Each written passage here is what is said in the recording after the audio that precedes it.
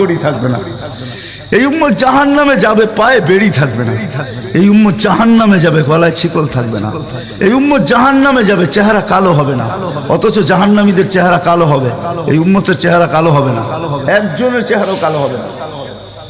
ফেরেশতা জিজ্ঞেস করবে, আল্লাহ চেহারা তো ঝকঝকে, গলায় নাই শিকল, পায়ে নাই বেড়ি, হাতে নাই হাত করি, এটা আবার কি পাঠায় দিলেন? তো আল্লাহ জবাব দিবে, আমার বন্ধুর উম্মত, খবরদার। তো ফেরেশতা মালিক জিজ্ঞেস করবে, দারোগা হাত কড়ি নাই কেন? বলছে, যেই হাত উঁচুতে ব্যবহার হয় ওটা হাতে হাত কড়ি লাগে না।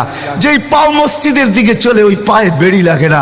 যেই কপাল আমার কুদরতি পায়ে জীবনে একবারও আমাকে পাওয়ার জন্য ঠেকায়া দিছে, সেজদা করছে, ওই চেহারা কোনোদিন কালো হয় না, গলায় কোনোদিন চিকন লাগে না, 3 জায়গায় আগুন লাগাবে না। খবরদার, চেহারায়, হাতে, পায়ে, বাকি শরীরে লাগায়া দাও।